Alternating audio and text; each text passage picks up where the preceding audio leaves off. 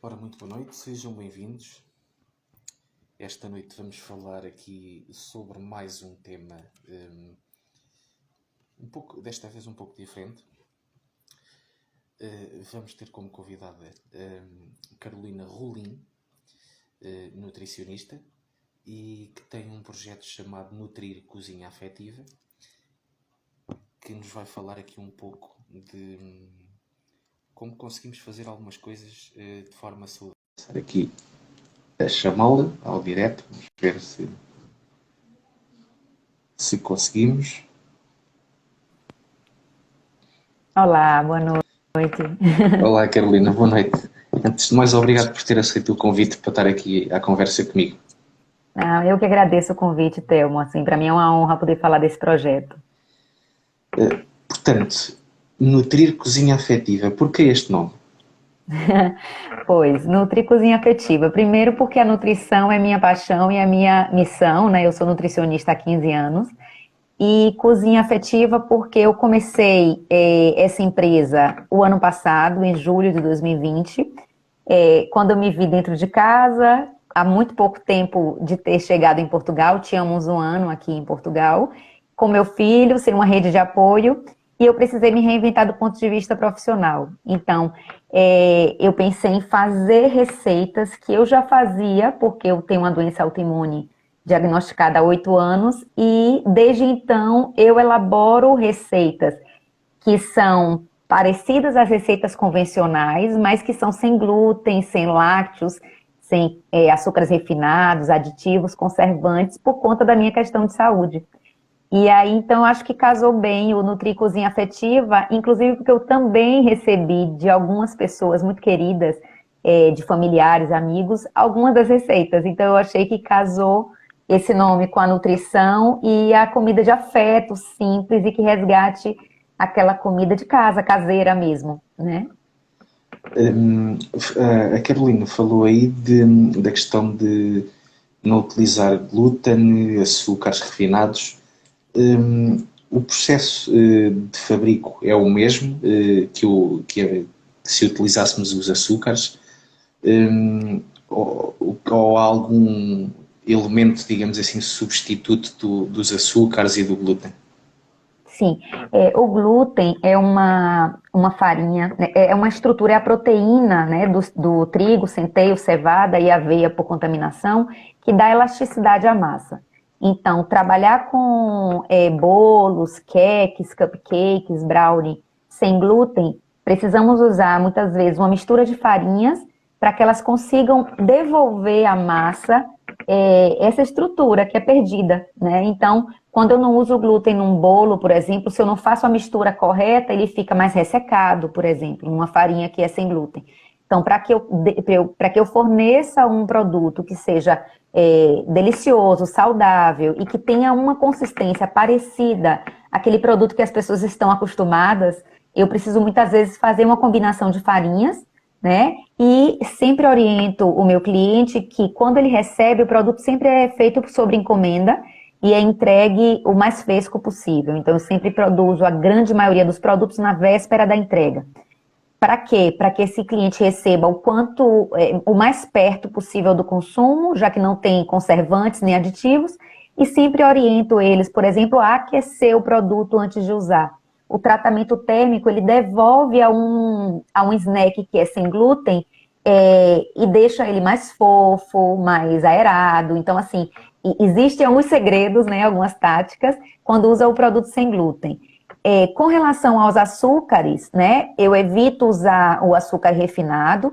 Quando uso açúcar nas preparações, muitas vezes é o açúcar de coco, e tenho cada vez mais adotado as próprias frutas. A tâmara, eu tenho usado muito, porque adoça bem, o alperce também, a própria banana. Então, as frutas, elas têm essa capacidade de adoçar um snack, um bolo, um queque, sem necessariamente necessitar adicionar o açúcar refinado. Então, tem essas combinações que é possível fazer sim. Certamente que quem nos está a ver lá em casa deve estar a pensar: então, mas isto, estão aqui a falar de bolos, estão a falar aqui de sobremesas, isto engorda na mesma, correto? A única coisa que não engorda, Thelmo, é água. Não é? É a diferença dos nossos snacks é que são produtos elaborados. Primeiro, as pessoas se sentem seguras por ser feitos por mim. Eu, atualmente, como é uma produção artesanal, eu, como nutricionista, seleciono de forma adequada a matéria-prima, faço as combinações de ingredientes, penso na capacidade funcional daquele alimento. Então, quando eu vou montar uma receita nova, eu sempre penso do ponto de vista nutricional, que benefícios pode agregar àquele indivíduo, né? Então, fazendo parte de uma alimentação saudável e adequada e equilibrada, podemos inserir esses snacks e eles não vão ter comprometimento nenhum na questão do peso. Por quê? Porque são também snacks pensados do ponto de vista nutricional que sejam mais saudáveis, né? O que muitas vezes as pessoas vão estranhar é que a gente estamos com o paladar um pouco contaminado por alimentos muito industrializados. E o alimento muito industrializado, ele mascara o sabor muito doce ou o sabor muito salgado. Então, o que as pessoas relatam, e eu tenho tido um feedback muito bom, é que mesmo sendo um produto sem glúten, sem lácteos, a memória que as pessoas trazem é que não tem sabor, e na verdade é ao contrário. É uma comida que eu gosto, que eu consumo, que minha família consome, que meus amigos consomem, e que as pessoas têm se surpreendido, porque há anos atrás os produtos sem glúten realmente eram muito ruins. Mas atualmente, pelo próprio desenvolvimento da indústria e pela quantidade de pessoas que, infelizmente, quem consome hoje alimentos sem glúten não são só os doentes celíacos, que têm uma alergia severa a essa proteína, mas tem muitas pessoas com intolerância ao glúten, que já é documentada como uma doença, que não é a doença celíaca. Então, trazer essa capacidade de experimentar um produto saboroso, nutricionalmente adequado, e que possa fazer parte de uma alimentação normal, porque a diferença, o que eu identifiquei quando cheguei aqui a Portugal é que até existe algumas produções de produtos sem glúten, mas são produtos mais elaborados. O que eu tento com o meu projeto é algo para o dia a dia, para qualquer momento do dia, para toda a família, para uma pausa do trabalho, ao snack da lancheira do miúdo, a um piquenique no parque, por exemplo. Então, é aquela comida caseira mesmo, aquela comida afetiva e que a gente queira ter à mão sempre rápido para consumir e não precisar comprar os industrializados. A Carolina falou aqui na questão do sabor. De certeza que se consegue distinguir um produto feito pela Nutrir Cozinha Afetiva de um produto dito normal. Mas de certeza que já não existe assim tanta diferença de sabor, por exemplo, num bolo de laranja, sei lá. Não se nota muito já a diferença, ou ainda existe essa discrepância? Eu acredito que o produto que é feito de forma artesanal, Thelmo, que é mais cuidado, que tem uma capacidade limitada de produção, ele tem um sabor agregado. Por quê? Aquele produto que é feito em larga escala, muitas vezes uma empresa adota um sabor que ele acaba sendo um sabor muito neutro. Então, o queque de chocolate vai ser um pouco parecido, porque eles usam essências, usam conservantes, então perde um pouco o sabor natural do alimento. Então, aquele produto que é mais artesanal, ele traz um sabor do alimento, né? Que é o que a gente muitas vezes perde, porque já estamos tão acostumados a comer aquela comida mais processada, né, dos supermercados, que a gente perde o que é a comida caseira, aquela comida de vó, aquele bolo de avó, né? Aquela comida daqueles encontros em família, que eu acho que as pessoas estão buscando cada vez isso. E muitas vezes, o que eu percebo? Os meus clientes muitas vezes não sabem como preparar, então praticamente não sabem como casar os ingredientes, como misturar os ingredientes para que fique saboroso e que fique uma preparação gostosa e saudável. Então, essa limitação do preparo faz com que as pessoas busquem isso, né? Então, se eles encontram uma empresa que propõe esse tipo de alternativa mais saudável, que o sabor é bom, as pessoas têm aderido a isso. Então, eu acho que o feedback que eu tenho recebido dos clientes é que realmente é aquela comida simples, de casa, não é? Que é o que eu busco fazer mesmo, com muito carinho, muito amor. Temos aqui várias pessoas, entretanto, estes comentários passam muito rápido, a dizerem boa noite. E depois Boa noite. temos aqui uma pergunta do Peter que diz, conhecendo ele a pastelaria brasileira, como é que a Carolina se enquadra enquanto alternativa, digamos assim? Sim, tem muitas coisas da pastelaria brasileira que eu não posso adotar, não é? Eu trabalho sem lácteos também, então a pastelaria brasileira tem muito produto à base de leite condensado, não é? Gostamos imenso do leite condensado, mas por eu trabalhar com produtos sem lácteos também, eu não faço uso, né? Então, eu tenho buscado sempre, Peter, trazer o que tem de melhor dos ingredientes. Então, por exemplo, o cacau, do ponto de vista nutricional, ele é extremamente saudável. Então, quando eu faço um cake, como eu tenho, um cupcake de cacau com abóbora, ele tem um sabor a cacau, né? Então, assim, eu gosto e quero que as pessoas experimentem o sabor dos alimentos, né? Eu acredito que dá para mesclar. Eu tenho feito como o meu público aqui é de portugueses, mas tenho também brasileiros, porque existem muito brasileiro morando por aqui. Eu tenho produtos pensando na culinária portuguesa. Eu fiz uma releitura do pastel de bacalhau, né, que é o queridinho de nós e acredito que de vocês também, não é? Eu fiz uma releitura mais saudável, eu fiz um pastel de bacalhau assado. Ele é assado, é vendido congelado, mas é para assar no forno, feito com couve-flor. Então, é super leve, altamente nutritivo, digestivo, para aquela pessoa que quer diminuir um pouco o teor de gordura. Muito pastel de bacalhau tem menos bacalhau e tem muito mais farinha, né? Tem muito mais batata. Então, a pessoa que quer, às vezes, diminuir o consumo desse tipo de alimento, tem uma alternativa saborosa, saudável, né? Tem usado também alguns produtos, como, por exemplo, a sardinha, né? A sardinha também que encontra com facilidade aqui, que é um produto muito típico. Muitos bolos que eu faço com o azeite. Então, eu sempre tento trazer o que eu encontro aqui, né? Obviamente, priorizando a produção nacional, a produção local, não é? Porque eu acredito que a partir do momento que a gente produz para um público que é variado, que é diferente do público que eu estou acostumada, eu não produzia para venda no Brasil. Eu só fazia no Brasil, eu era professora universitária e fazia os atendimentos em consultórios e em domicílio. Mas eu conheço o paladar dos meus clientes nesses últimos anos, o que eles buscam, não é? Que tipo de alimentos eles buscam para substituir a alimentação convencional.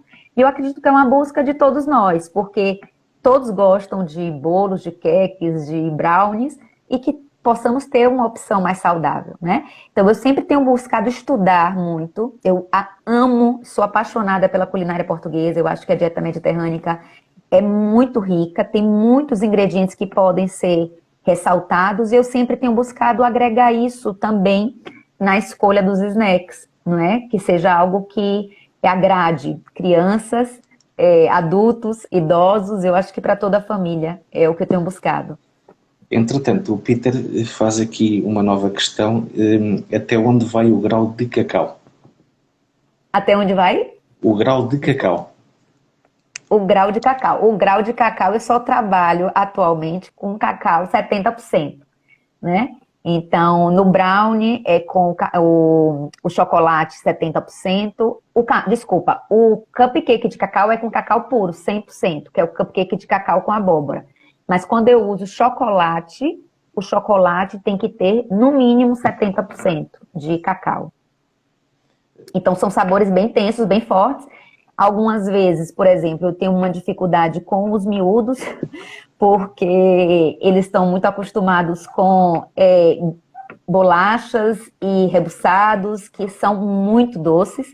Então, os meus produtos tendem sempre a diminuir o teor de açúcar. Então, é uma experiência. Eu sempre converso com as mães. A gente lançou, o ano passado, no início das aulas, o kit lancheira saudável, que é a opção de lanches para a semana inteira dos miúdos. E alguns feedbacks que eu tive foi que ele achou pouco doce. E eu falei, tem que insistir, porque o paladar da gente ele se renova a cada 7, 10 dias. A gente tem receptores na boca, na língua, que vão se renovando. Se eu dou uma vez e não insisto de novo, eu vou voltar a oferecer o que não é saudável para ele. Mas se eu vou sempre insistindo um pouquinho, né, dando opções que sejam melhores do ponto de vista nutricional, eu consigo melhorar esse paladar e pensar que a alimentação é a maior herança que a gente pode deixar aos nossos filhos. Entretanto, a Carla faz aqui uma questão que é: e o uso de leite condensado de coco e de soja podem É, substituir o leite condensado normal? pode sim, pode sim. Agora, sempre que se usa o leite condensado de leite de coco ou de soja, acaba usando, normalmente os que são feitos industrializados, que temos essa opção, tem muito açúcar, né? Então, uma alternativa também que eu tenho feito o brigadeiro vegano, que eu chamo. Eu fiz uma opção do bolo de cenoura com brigadeiro vegano, que eu faço o brigadeiro com leite de amêndoas. Então, eu mesmo preparo. É um preparo bem demorado, porque até que se reduza aquele leite de amêndoa, que se coloque o cacau, que se coloque o chocolate 70%, é em torno de 1 hora até que ele consiga ficar naquela consistência bem parecida ao leite condensado. E eu consigo administrar o teor de açúcar. Não é um produto, como não é um produto industrializado, porque o açúcar também é um conservante, eu consigo diminuir o teor de açúcar comparado com um leite condensado de leite de coco, por exemplo, que acaba tendo um teor de açúcar também muito grande, mas é uma alternativa. É sempre pensando que açúcar é açúcar, né? Independente de qual seja, é sempre algo que a gente deve comer de forma moderada, né? E sempre buscando alternativas que não tenham, além do açúcar, os xaropes, que também tem um teor de açúcar, de adoçar, capacidade de adoçar muito grande, acaba levando ao aumento de estoque na região abdominal, que é a de maior risco cardiovascular, né? E é um produto altamente industrializado. Eu vou-lhe fazer a pergunta que se calhar muitas pessoas já lhe fizeram, que é: então, mas como é que eu faço um bolo quando se calhar todos os bolos levam leite? Sim. Alguns bolos a gente consegue fazer usando sumos, né? Tem um dos bolos que eu faço usa o sumo de laranja, que é um queque de coco, alpece e laranja. Não tem açúcar, é adoçado pelo próprio alpece e pelo sumo de laranja. Pode usar também sumo de maçã, também dá para usar, ou as bebidas vegetais, né? Bebida vegetal de amêndoa, de aveia, do próprio coco. Alguns dos meus bolos e cupcakes não leva leite e nem leva bebida vegetal, por exemplo, porque é um bolo de cenoura, a própria cenoura com o azeite, os ovos, né? Ele acaba dando uma umidade que já é suficiente. Eu tenho sempre busco agregar frutas e hortícolas nos preparos. Eu acho que enriquece do ponto de vista nutricional e muitas vezes não é necessário, né? Esse uso do leite ou do substituto do leite para as preparações. E quando se é necessário, tem essa opção. Por exemplo, na torta fit de sardinha que eu faço, que tem na massa aveia, cúrcuma, e eu uso leite de coco. A bebida vegetal de coco, então combina muito bem quando se mistura com a cúrcuma, o açafrão da Índia, por exemplo, e fica um sabor exótico super gostoso. E é uma forma de substituir os leites dos preparos. Entretanto, o Peter faz aqui uma observação perguntando se, com todas estas modificações, digamos assim, se os doces que a Karina faz ficam mais dispendiosos do que aqueles que estamos habituados a comprar. Alguns sim, né? Alguns produtos sim. Só que a filosofia da Nutri Cozinha Afetiva é democratizar o acesso a uma alimentação saudável, né? Então eu sempre busco opções que sejam mais viáveis do ponto de vista financeiro para que o produto final não encareça ao consumidor. O que é que normalmente encarece, que atualmente eu não tenho feito? O uso da produção 100% biológica, né? Quando a produção é 100% biológica, muitas vezes acresce muito o valor no produto final. Atualmente eu uso alguns produtos que são de origem biológica, mas não são todos, né? Sempre o rótulo ele é limpo, ele não pode ter nenhum tipo de aditivo nem conservante, mas muitas vezes não tem a certificação, que muitas vezes o produtor não certifica porque é muito caro certificar um produto biológico. Então, tem esse cuidado de ser um rótulo limpo, mas que não tem a certificação de biológico. Então, atualmente, eu tenho optado por essa alternativa porque eu acredito sempre que muitas vezes as pessoas querem se alimentar de forma mais saudável, mas são impedidos pela capacidade financeira de consumir um produto. Porque se eu tenho um bolo ou um queque que eu vou ter que gastar 10 euros para comprar 4 unidades de um queque, eu não vou comprar, ou se eu comprar, eu vou comprar uma vez e não vou ter uma constância no consumo. Né? Então, na ementa da Nutri Cozinha Afetiva, vocês vão ver que assim, são produtos que são realmente para o dia a dia e que eu penso muito que esse produto tenha um preço justo, né? Que as pessoas possam comer, que seja uma alternativa, até porque se eu quero com uma missão de que as pessoas se alimentem melhor e eu quero concorrer com os produtos da prateleira do supermercado, que tem uma capacidade de produção imensa, que tem uma capacidade de compra no fornecedor, tudo isso, para um pequeno empreendedor, é um desafio, porque lutar contra esses preços é muito complicado, porque eu ainda compro, minha produção é pequena, eu ainda não compro grandes quantidades, então eu não tenho um desconto que essas grandes redes têm, que essas grandes empresas, grandes marcas têm. Então é um desafio. Mas eu sempre digo, a alimentação é um investimento, né? Investir na saúde é um investimento. Se eu não paro hoje para investir na minha saúde, eu lá na frente vou investir na doença e vai ser muito mais doloroso. Então, optar por uma alimentação mais saudável e que essa alimentação ela seja possível, que eu possa adotar no meu dia a dia da minha família, sempre é melhor adotar, porque o alimento ele tem um papel hoje já documentado, fisiológico, da prevenção de inúmeras doenças, que se a gente cuida hoje, lá na frente a gente não vai precisar se preocupar. Como os alimentos possuem substâncias e compostos bioativos que nos protegem de inúmeras doenças, né? E que nos dá saúde. Então, eu acho que é um grande investimento. Eu vou ter que fazer esta pergunta. Sendo nutricionista e tendo este projeto sem glútenes, sem açúcares refinados, sem lácteos, sem conservantes, não seria isto uma excelente opção, por exemplo, para as escolas começarem a apostar neste tipo de projetos? Claro. Antes vou só contextualizar um pouquinho, porque é importante, inclusive como nutricionista, e como tem pessoas aqui que não sabem, né, só contextualizar o porquê, além de eu consumir isso há muitos anos por conta de um problema de saúde, os produtos sem glúten, o glúten hoje não é o glúten de anos atrás. O glúten é uma proteína muito alergênica. O que é que o glúten faz? Ele rompe estruturas dentro do nosso intestino que favorecem pequenas microinflamações. Então, por que hoje muita gente pode se sentir intolerante quando come, por exemplo, um pão que não é preparado com uma farinha de boa qualidade, por exemplo? Porque muitas vezes essa fração, que é a fração proteica do alimento, que é o glúten, está gerando pequenas inflamações. Isso atrapalha muito a digestão, a metabolização daqueles alimentos. Então, pensar que podemos hoje adotar uma alimentação diminuindo o consumo do glúten, não é que precisa evitar. Quem não tem um problema de saúde, como eu tenho e como algumas pessoas têm, não precisa excluir o glúten da alimentação.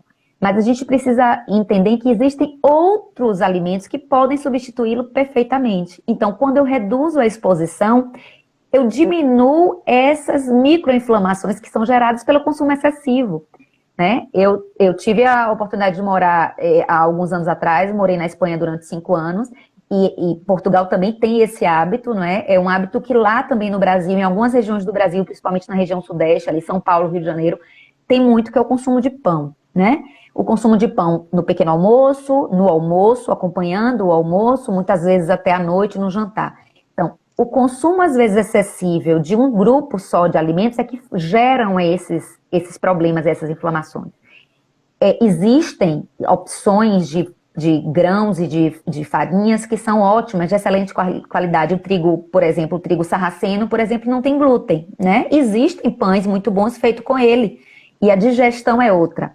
As pessoas que estão consumindo muito glúten, que diminuem um pouco o consumo, vamos supor, consome uma massa e decide usar uma massa sem glúten. A digestão é muito mais rápido, a digestão é muito mais fácil.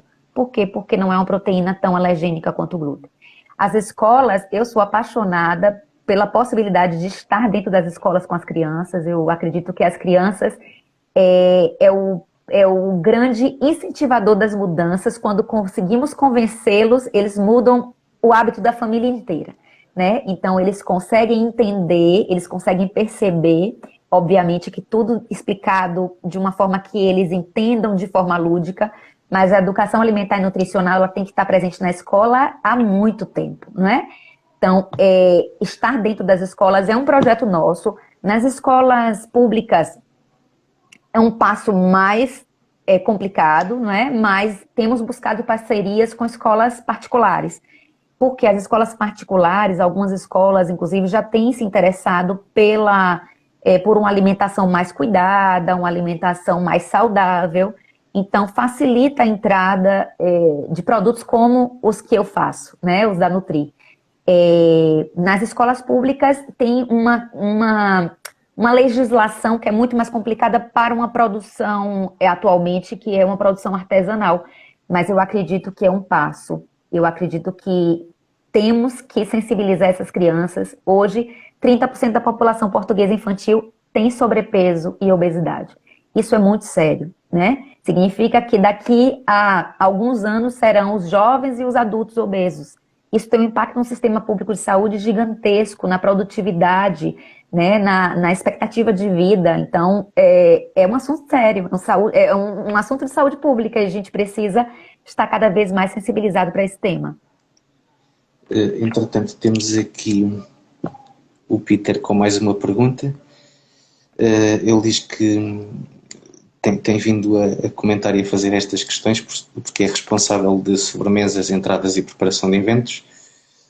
Logo tem de trabalhar com a questão dos custos. Ainda assim, também nos próprios eventos acho que existe esta possibilidade de se conseguir gerir isto tudo do glúten e tudo mais. Sempre tem possibilidades, inclusive quando se é uma venda que não é direto para o consumidor, quando é uma venda em maior volume, se consegue diminuir o preço, não é?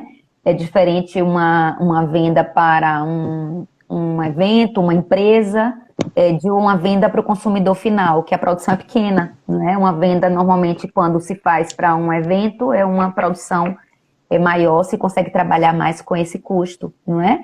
Então, sempre buscando essas alternativas. E muitas vezes, quando a gente se depara com a produção da ficha técnica dos produtos, que é a análise de todos os custos que são envolvidos na produção, desde a escolha da matéria-prima até a entrega final do produto com a embalagem, né? Porque quando a gente vende, por exemplo, para uma pastelaria, eu diminuo o custo de embalagem, porque a embalagem para o consumidor final, ele é envolvido em uma série o produto vai envolvido em às vezes várias embalagens, às vezes eu consigo colocar um produto que é vendido em maior quantidade numa embalagem que tem um custo mais barato, por exemplo, não preciso ter tanta atenção ao design, ao desenho, à estética daquela embalagem, né, se for algo para uma cafetaria ou algo para um evento, por exemplo. Então, sempre se pode trabalhar com esses custos, mas eu afirmo, porque eu tenho pesquisado muito, muito mesmo, os meus concorrentes aqui em Portugal, e o preço desse tipo de produto, primeiro, porque são mais elaborados, são produtos que não são para uso, não são para o dia a dia, né? São produtos que são, muitas vezes, para ocasiões especiais, tem algumas pessoas com know-how de confeitaria, né? Eu não sou confeiteira, eu sou nutricionista, né? E agora cozinheira, né? Mas quem tem a expertise da confeitaria vai ter um valor em cima desse trabalho dela, não é? Então, a minha produção é para o dia a dia. É aquele produto mais simples, mas que não deixa de ser extremamente saboroso e acessível. Eu vou ter que fazer esta questão. Para quando um pastel de nata sem glúten e sem açúcares? Olha, já tínhamos até pensado nessa alternativa. Existe, já tem, né? Já tem, mas sempre vai ser um produto que extremamente gordo do ponto de vista nutricional, porque a massa do pastel de massa é uma massa folheada, e a massa folheada é uma massa que é muito difícil de ser trabalhada, ela sendo sem glúten, né? Então, teria que ser uma releitura também, porque a massa folheada, ela precisa ter essa elasticidade, que eu falei que os produtos sem glúten, elas perdem, né? Mas não deixaria de ser também um produto que seria com mais teor de açúcar e mais gordura, porque a própria estrutura do doce é dessa forma, não é? Por isso que eu digo, é melhor deixar para consumi-lo, se quiser consumi-lo de forma tradicional, que ele não faça parte de todos os dias, que a gente consuma de forma eventual, não é? Que aí esse produto, se for consumido de uma forma eventual, dentro de uma alimentação saudável, não tem prejuízo, não é? Boa noite, Olá, Carolina. boa noite. Temos aqui, Como está? entretanto, o Peter, que tem estado a comentar e que pediu para Oi, entrar. prazer, Peter. Sim, aquilo que eu estava a tentar transmitir, porque é muito difícil nós estarmos a transmitir só por mensagem e depois estar à espera que o Telmo te diga aquilo que é que assim, nós temos tentado ao máximo nos adaptar e nós com esta coisa toda, nós estamos a adaptar,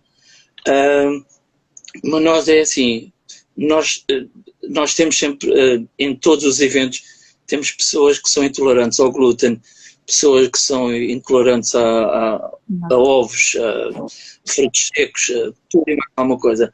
E então, eu tento fazer os doces sempre conforme aquilo que as pessoas querem.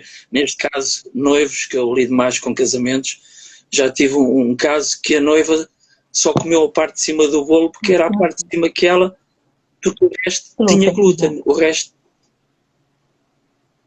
Epá, entrou um grande chefe. Boa noite, Nathaniel. Boa noite. Eu, Nathaniel, mas pronto, estava eu a dizer que nós conseguimos fazer muitos doces e conseguimos fazer muita coisa sem glúten e conseguimos fazer muita coisa vegetariana. Nós estamos abertos a veganos, vegetarianos, intolerantes, a tudo e mais alguma coisa. Agora, eu costumo sempre dizer, a brincar, mas muito a sério, nós não podemos impedir que o avô da noiva coma uma costeleta de porco quando eles são veganos, não é? Então, este jogo de cintura... É o livre-arbítrio.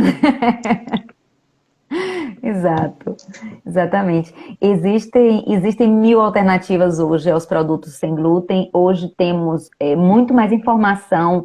Olha, quando eu precisei adotar esse tipo de alimentação há 8 anos atrás, eu tinha muito mais dificuldade de achar produtos. À época eu morava na Espanha, em Madrid, e tinha muita mais dificuldade de encontrar produtos. Hoje temos uma variedade muito grande de encontrar produtos sem glúten, né, que tenha, inclusive, que são feitos muitas vezes, como eu faço, de forma artesanal, que o sabor, na minha opinião, é um sabor totalmente diferenciado, ou produtos que são sem glúten, que são industrializados, mas que não são ruins, né? Não necessariamente o que está no supermercado vai ser de todo ruim. Às vezes ele é industrializado, está lá na prateleira do supermercado, mas tem uma composição, um rótulo, que pode ser consumido, que é adequado, que não tem compostos e aditivos e conservantes que tirariam o valor daquele produto.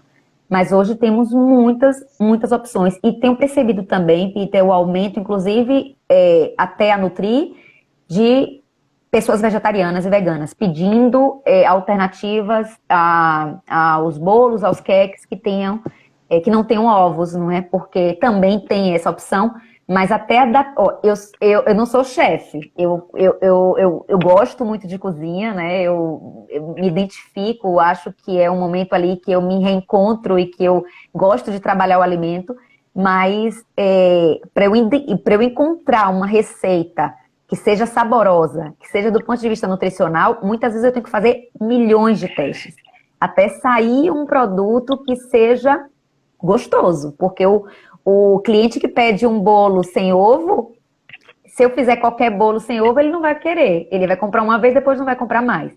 Você precisa encontrar aquela receita que vai agradar o paladar dos consumidores, Porque o meu paladar já está acostumado a uma comida sem esses produtos, mas muitas vezes o meu consumidor ainda não, ele está querendo experimentar uma coisa nova.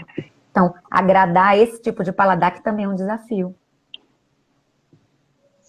Eu até há pouco estava a dizer, por causa dos bolos levarem leite, eu só tenho um pudim que leva leite, o resto não leva nada leite. Exatamente, tem bolos que não precisa levar e hoje temos as alternativas das bebidas vegetais que substituiria perfeitamente. Eu acho que para os produtos sem glúten, muitas vezes para conseguir a estrutura deles é que é um desafio muito maior por conta da característica inerente à farinha de trigo, de centeio, que tem essa elasticidade, que muitas vezes num produto que é sem glúten precisa ter adaptações de outros ingredientes para que a gente consiga devolver essa característica, né, que é muito, muito comum dos produtos sem glúten. Entretanto, Pronto, desculpa lá, então. Aquilo que eu estava há pouco a dizer é que os produtos alternativos que nós temos ainda são um bocadinho dispendiosos. Por exemplo, eu sei, e está aqui o chefe Natanael a ver-nos, que eu consigo fazer uma mousse de chocolate sem um único ovo. Só tenho que fazer os degradês de temperatura do chocolate. Agora, eu levo a fazer uma mousse de chocolate com ovos uns 10 minutos, 15 minutos. Eu, para fazer uma mousse sem ovos, eu levo quase meia hora ou mais. Eu tenho que gerir o meu tempo. Porque eu tenho que fazer 22 sobremesas ou 30. Exato. E eu tenho que gerir o meu tempo. E esse custo vai estar inserido.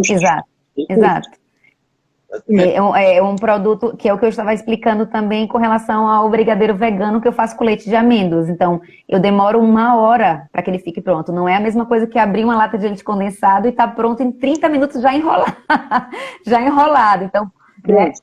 Exato. Aquilo que eu estava a dizer há bocado ao Telmo e ele leu, que é assim, uma pasteleira ou uma mulher que trabalha bolos brasileira e não usar creme de leite, que é isso? Creme de leite e leite condensado é a base, né, da nossa pastelaria. Agora, eu tenho muito testado algumas coisas porque eu percebo que os snacks salgados é uma demanda maior ainda do que os snacks doces. Os snacks doces têm mais opção. Os snacks que são salgados, que são alternativas que eu também proponho, são mais difíceis de encontrar, né? Principalmente em pessoas que eu considero como a concorrente, que é aquela pessoa que produz de forma artesanal, não é? Que é para onde meu cliente também pode buscar. Então, eu tenho feito testes em substituição ao creme de leite com o tofu. Então, o tofu tem que ter um tratamento muito, muito, muito cuidadoso, porque ele tem um sabor residual forte. Então, são muitos testes, assim. Até se chegar a uma receita final, eu precisei testar muitas vezes, porque precisa agradar não só o meu paladar, mas ao paladar do consumidor, né? Mas assim, temos alternativas. O feedback que eu tenho tido nesses últimos 8 meses em que estamos com a empresa é que tem sido um feedback muito bom.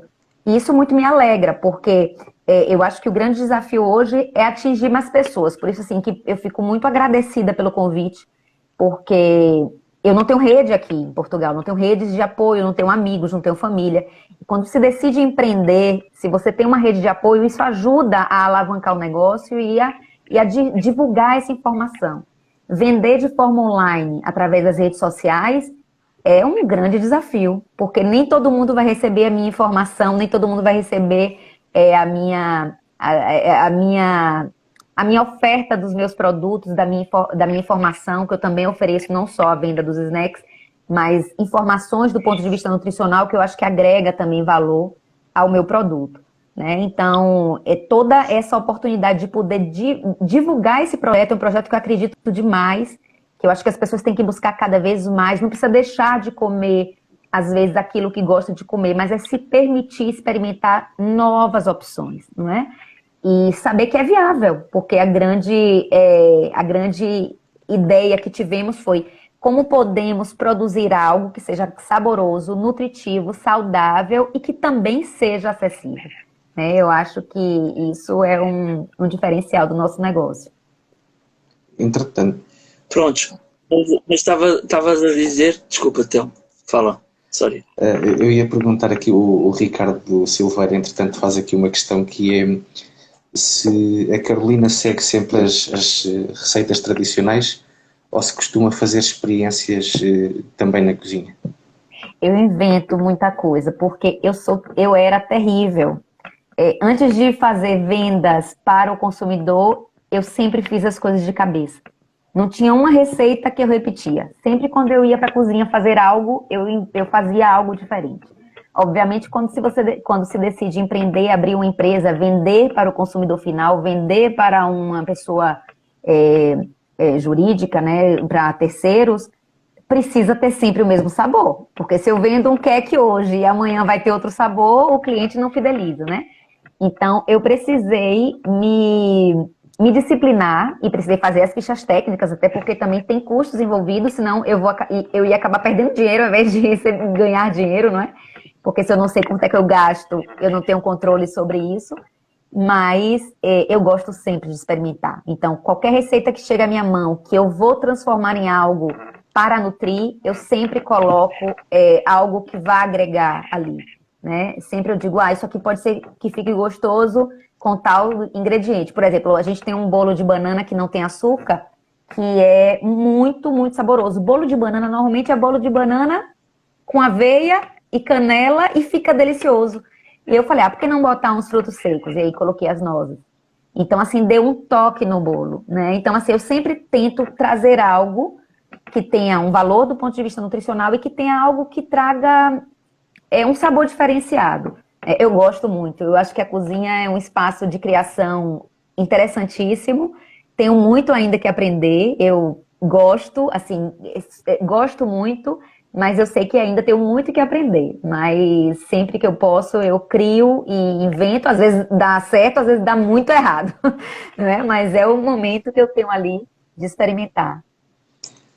Onde é que as pessoas podem adquirir os vossos produtos? Atualmente vendemos pelas redes sociais, então no Instagram, @nutri_cozinha cozinha afetiva, né? Por ali tem a ementa, e também pelo Facebook, o mesmo endereço, Nutri_cozinha afetiva, ou pelo telemóvel da Nutri, que também está lá no Instagram. Conseguimos fazer o contato é diretamente comigo, então sou eu que respondo, sou eu que tiro as dúvidas, sou eu que oriento qualquer coisa que precise com relação ao consumo, ao uso. Todos os produtos têm uma etiqueta de composição dos ingredientes, de forma de uso, de armazenamento. Muitos produtos podem ser congelados. Então, o contato é diretamente comigo. Vou ter muito prazer em atendê-los. E enviamos também, teve isso também, logo no início fizemos o teste, 90% dos nossos produtos podemos enviar a qualquer lugar de Portugal continental via CTT Expresso. Somente os produtos que eu tenho congelados que eu não consigo enviar, mas os outros todos eu consigo. Então, já temos alguns clientes aí distribuídos em Bragança, no Porto, em Aveiro, em Faro, Évora. Então, temos indo devagarzinho conquistando aí os espaços. Carolina, obrigado por esta conversa, que foi bastante produtiva, tanto a nível do projeto como desmistificar aqui algumas coisas em que se calhar muitas pessoas não sabem que dá para substituir os ingredientes pelos outros. Muito obrigado mais uma vez por ter aceito este convite. Eu que agradeço, fico à disposição sempre que quiserem conversar sobre alimentação, sobre nutrição, para mim é um grande prazer. E convido a todos que não conhecem ainda a página, que nos visite. Lá, além dos snacks, eu sempre posto informações sobre nutrição, alimentação. Atualmente também faço consultorias, consultas, porque também estou habilitada a atender profissionalmente aqui em Portugal desde o início do ano. Então, também tenho feito essa trajetória aqui. Para mim é um grande prazer falar sobre esse projeto.